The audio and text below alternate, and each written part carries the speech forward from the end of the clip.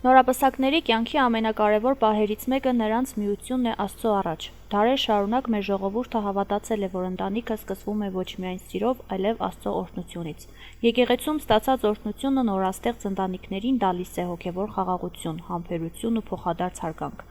Այն դառնում է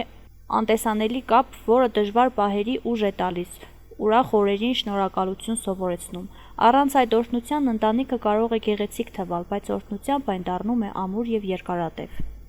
Ուրեմն տեսեք, առաջներում մեծ բակի շրջանում պսակ չեն օրհնել, այո, կարևոր է, որ երիտասարդները գան եկեղեցի եւ Աստծո օրհնությունը ստանան, որովհետեւ Աստծո օրհնությամբ նրանք դառնում են մի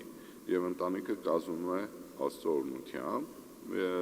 Բնականաբար ընտանիք կազմես ու առանց Աստծո օրհնությամբ, այդպես արդեն ոնց որ կստացվի, էլ է այսպես։ Այս դեպքում խոսվում է հավատքի պակասության մասին, եթե մարդը ամեն ինչ սկսում է, չէ, օրը սկսում են աղոթքով, վերջացնում են աղոթքով, եւ ոնց կարող է ընտանիք կազմենք եւ չցանկանանք Աստծո օրհնությունը ստանալ։ Մեծ բակի շրջանում առաջ չեն կատարել պսակի օրհնություն, հայ առաքելական եկեղեցում նույնիսկ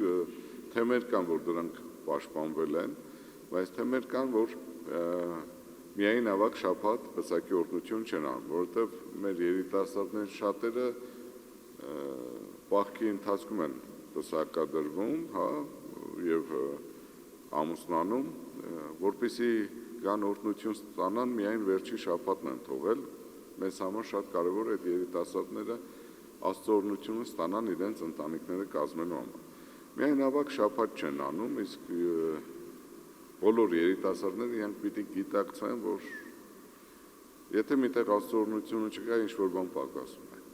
Հին ժամանակների հարսանիքները առանձնանում էին իրենց պարզությամբ ու ջերմությամբ։ Դրանք սկսվում էին աղոթքով, մեծերի օրհնությամբ եւ շարունակվում էին ժողովրդական երգուպարով։ Ամեն մանրուք, հարսի ճանապարհումը, փեսայի ընդունումը, սեղանի շուրջ հավաքված հարսանիքները խորհրդանշում էին միասնություն ու հավատ։ Այդ հարսանիքներով ուրախությունը գալիս էր սրտից, ոչ թե շքեղությունից։ Մարդիկ ուրախանում էին միմյանց ներկայությամբ, իսկ Աստծո անունը հնչեցնում յուրաքանչյուր կենացից առաջ։ Այդով հարսիկ էր, 3 օր հարսիկ էր։ Ես նավակող մարդ եմ,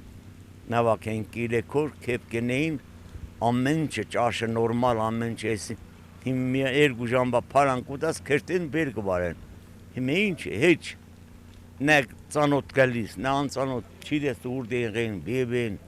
ում էդ քեփ կենես, այդքան բան։ Քավոր տանիլ կար, խնամի տանիլ կար, բերել կար, հիմա հենման բան չկա։ Վազվուս, всё։ Սինտեզետանեն դերտ, ահա,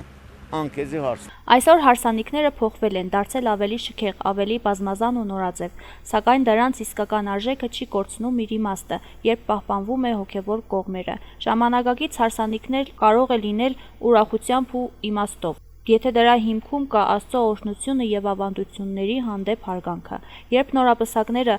համադրում են նոր ժամանակի գեղեցկությունը հին արժեքների հետ, նրանց ընտանիքը ստանում է ոչ միայն գեղեցիկ սկիզբ, այլ նաև վստահ ու լուսավոր շարունակություն։